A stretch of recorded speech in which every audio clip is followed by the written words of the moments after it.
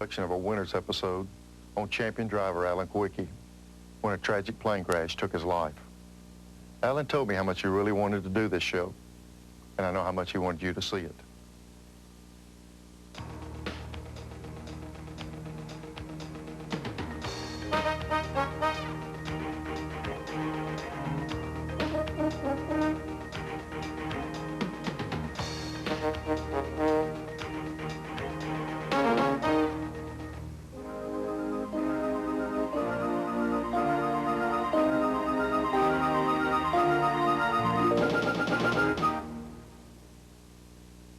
If you're a graduate engineer from Milwaukee, if you're an intense loner with a Polish name, you're not necessarily at the top of the A list for entry into Winston Cup Drivers Club.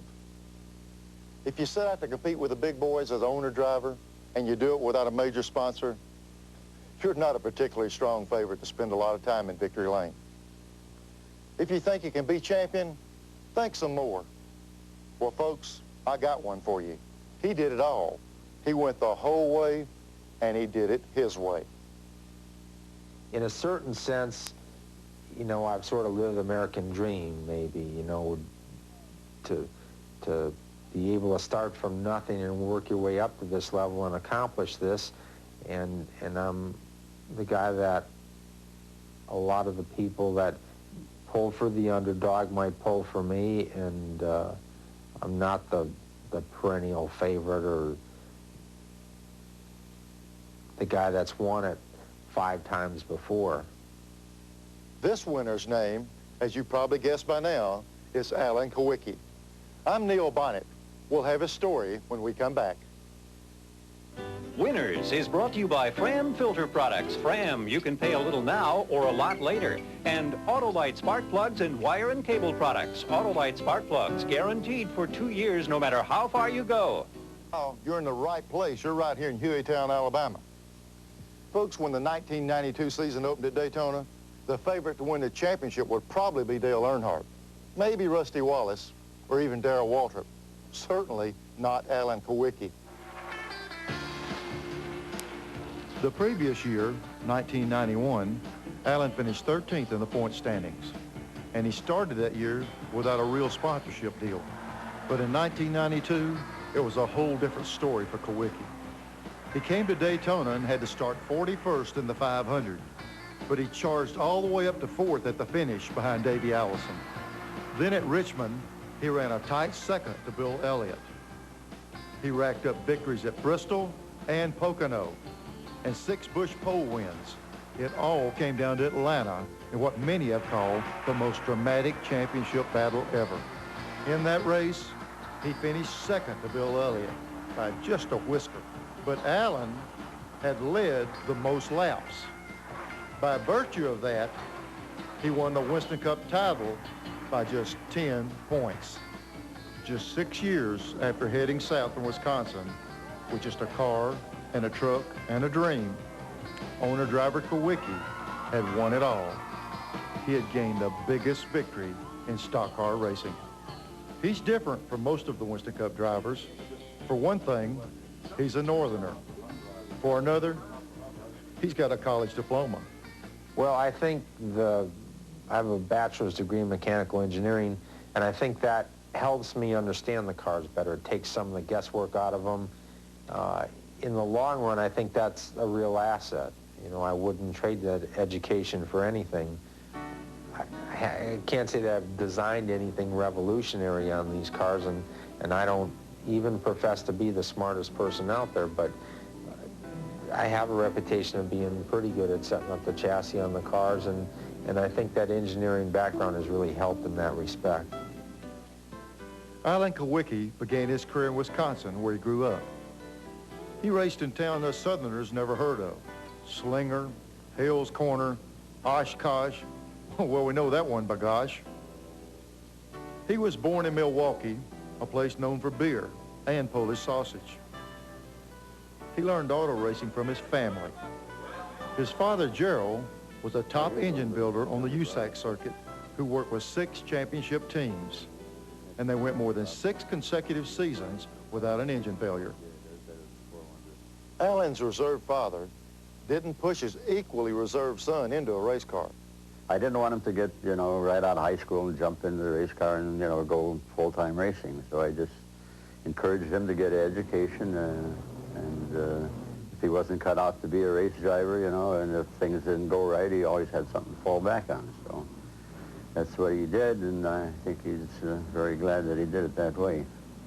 If your dad wasn't all that enthused about your racing when you did go through the college and you got the degree and you worked on through there, you think that relieved some of the pressure from him and, hey, let him try the racing side? Probably. I think when he realized that this kid's going to do it one way or another, whether I support him in it or whether I don't, eventually he started coming around, and you know, now he probably is one of my biggest fans. He comes to some of the Winston Cup races, and he gets, you know, I can tell he gets a lot of pride out of it. All successful Winston Cup drivers go through a lot on their way to the top, but few had the intestinal fortitude and the skill to do it on their own like Alan Kulwicki. The toughest trials came early and were very tough indeed. He was devastated by the loss of his mother, then his brother, and his grandmother. No one would choose to have things happen that way in their life. My mother died when I was in 2nd grade. My dad and I lived with my grandmother. She helped raise us, and she died when I was in 7th grade. My brother died when I was in 8th grade. So I'd have to say there was a lot of adversity to deal with that early in life, and I never would have chose that. I wish, you know, I could have kept more of that family together.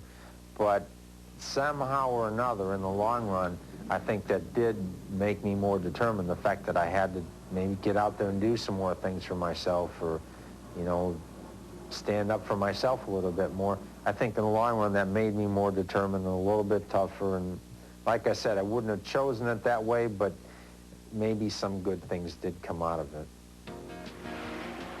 That determination and toughness certainly helped Alan Kulwicki become the first owner driver since Richard Petty to win the Winston Cup championship.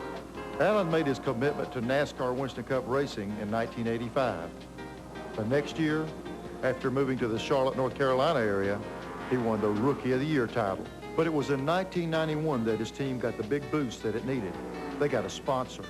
Alan Kulwicki is very focused on keeping his team in high gear. He's also conscious of his image with his fans, but doesn't really sense what he actually means to them. Greenfield, Wisconsin, that's a suburb of Milwaukee, declared Alan Kulwicki Day in January. Alan told friends he was afraid to go back because he thought there wouldn't be but 37 people waiting. Well, there were a lot more than 37.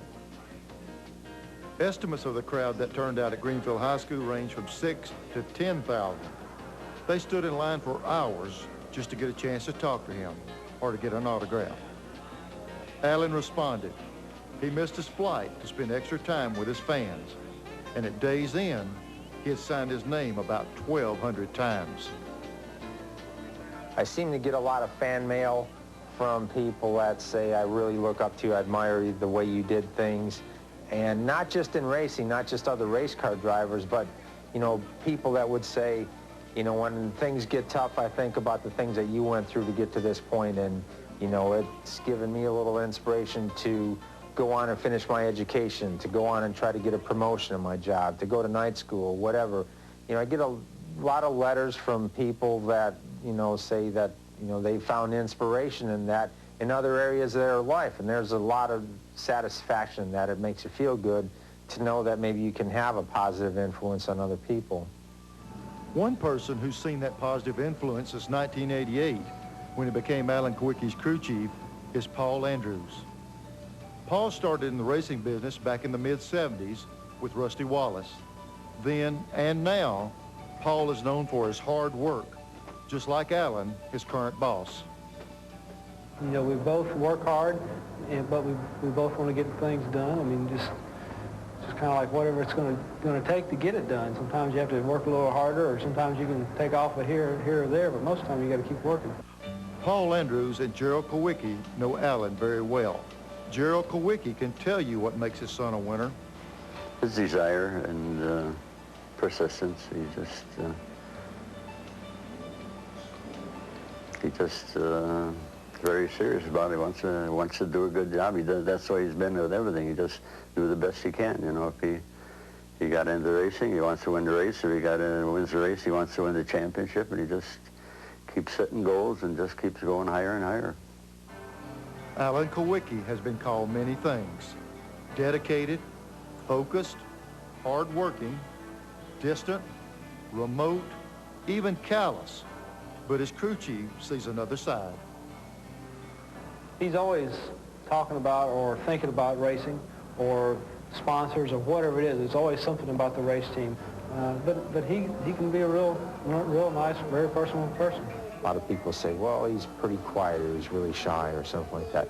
When I'm in the garage area, I'm not there to socialize. Doesn't mean that I can't be friendly to people, but I'm not there to socialize. I'm there to work on the car. I'm there to try to make my car run better than the next guy's. Coming up to me in between practice sessions is like coming up to a prize fighter in between rounds, you know.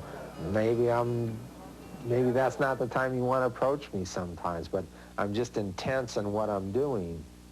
The stirring story of the hard life and hard times of our brave hero, Alan Kulwicki.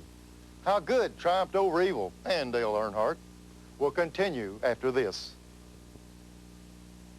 He used to tell me, no one ever said it was going to be easy. He dropped out of sight, and I haven't heard from him in years. It wasn't easy for Alan Kulwicki at the first 92 Dover race, but he's still very much in the spotlight. The low point of our season had to be Dover.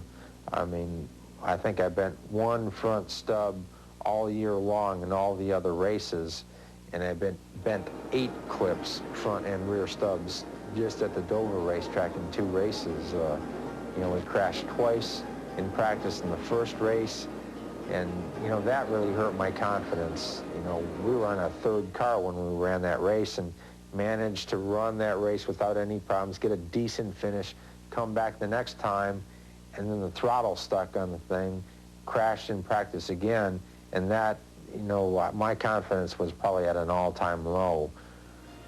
Rolled another car out of the trailer and sat on the pole with it, and that was really an unbelievable day, really up and down, but came back and crashed in the race at Dover again, and, you know, really the crew bounced back from it. You know, I realistically thought our championships were wiped out that day, and remember doing an interview, and I think maybe some people misunderstood me a little bit. Maybe they thought I quit or that I gave up, and I really didn't give up. I just realistically, I didn't know if we could make up that many points that late in the season. But the crew hung in there. They said, don't worry about it. We'll fix it. We'll, you know, we'll get more cars. Just, you're okay. We'll go on from here. And their ability to bounce back from that was one of the keys to winning that championship. At the second Dover race, if there was ever a time where we thought that we were out of the championship, that would be the time. When we wrecked during the race at the second Dover race, you know, mathematically we were still in the points race. But realistically, in the normal way the championship runs, you know, we probably wasn't going to win it. But no one gave up. Alan didn't give up. No one in the team gave up and said it was over. The American Speed Association, ASA, is sort of a minor league for Winston Cup. Its graduates include Rusty Wallace, Dick Trickle, and you guessed it, Alan Kulwicki. When I was 18, I started out at the local dirt track and just ran dirt and asphalt tracks around home just as a hobby all the while I was going to college. I eventually worked my way up to ASA, the American Speed Association, and that's where I did the majority of my short track racing before I came into NASCAR. And, you know, that's where I learned how to race against guys like Dick Trickle and Mark Martin and Rusty Wallace. And the cars were a lot different than what we race right now, but the one thing that was similar is that the competition was really tough. And when you have other good guys there that you have to beat, you learn how to push yourself harder and harder to try to win a race, to try to become the best. Alan Kulwicki, I've known him since he's a boy, and in fact, his dad built me an engine way back in the 70s, and you know, Alan come up through the ranks and, you know, more or less come on his own, and you know, he's just a great, you know, racer, you know, all the way from mechanical end of it to the driving end of it, has total control of what he does want to do with the chassis. And no, I think you got to give him a lot of credit because he did it his way. He always concentrated real hard on the chassis. He looked at everything, I guess what I would call logically, you know. He really liked to understand the shock absorbers, the springs, the sway bars, what everything did. And he worked real hard, you know. And all I can say, he's always been a real serious fellow, you know. Real serious, kind of quiet, ask a lot of questions. And you give him your opinion, and then he'd disagree with you. He got to where he was asking so many questions, he was outrunning me, and I was telling my guys, quit telling him everything, you know. He is motivated, and he keeps his crew that way too, all the time. In the early stages of my NASCAR career, when I was doing this, I was underfinanced. I was swimming for my life, you know. You had to kick and fight for everything that you got. There's no way that things were going to be easy. I started with one car and two engines and two full-time people, and you're competing against other teams that have a dozen cars and 30 people. Well, how are you going to beat them? You're going to have to work hard. And some people came and left, but, you know, over a period of time, I found a group of guys that I believe in and believe in me, and we work together well, and I think I treat them well. And I think that any one of them right now would tell you that I'm a pretty good guy to work for. You know, maybe a little bit demanding at times, but, you know, when you win and it pays off, they feel pretty good about it too. He feels having a degree in mechanical engineering gives him an extra advantage in understanding how his car works. One of Alan's pioneer efforts on the NASCAR circuit was his use of a multi-angle mirror, which is used by most drivers now. In 1989, he developed an exhaust baffling system to cut excessive noise and push carbon monoxide gases from a car's header pipes through ductwork to the back of the car and then out from the garage area. Folks, step into my laboratory and let me give you a demonstration of one law of physics that the 1992 Winston Cup champion Alan Kulwicki would agree with. When you're hot, you're hot. And when you're not, you're not. Now, y'all just think about that, and we'll be back in a minute. Out in Winston Cup racing, the big question is, can he win? It took Alan Kulwicki 3 seasons to answer that question affirmatively, and he did it in Phoenix on November 6, 1988. Then, showing that he does have a sense of humor, Alan inaugurated what he calls the Polish victory lap, going the wrong way around the track. He did it again after winning the 1992 Winston Cup Championship with his performance in Atlanta, a contest in which he ran neck and neck with Bill Elliott. And in the end, the pressure never got to me. I don't think it got to the rest of the team. We just went out and did our job. Everything fell in place. We had a great run that day. We led the most laps in the race. You know, we were a contender to win it, and you know, I had a transmission problem on the first pit stop of that race, and that made me a little bit slow getting out of the pits all day long. And we went from being a second and a half ahead of Bill Elliott to 3 seconds behind him, and couldn't win the race, but we won the championship. And you know, there'll be other races, but that championship was really the most important thing that day. That tremendous run in Atlanta pushed Alan Kulwicki right into the spotlight in New York. There he picked up the biggest prize and the biggest paycheck in stock car racing, the Winston Cup, and more than $1 million. Alan refers to that evening as probably the best night in his life because he fulfilled the biggest dream of his life. Probably the one thing that's gotten me where I am today is just persistence, perseverance, just never quit, never give up, work at it. If it doesn't happen, work at it some more until it does, and that's the only way I know how to do things.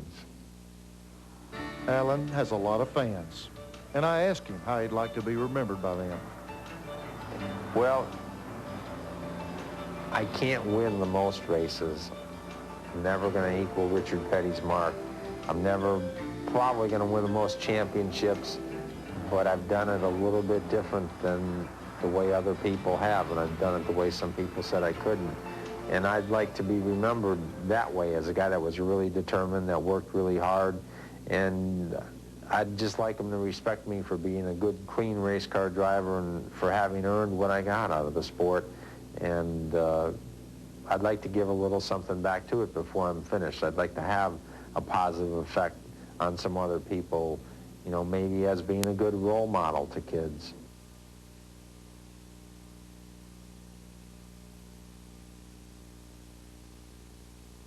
Alan, that's how you will be remembered. A real champion, an ultimate winner.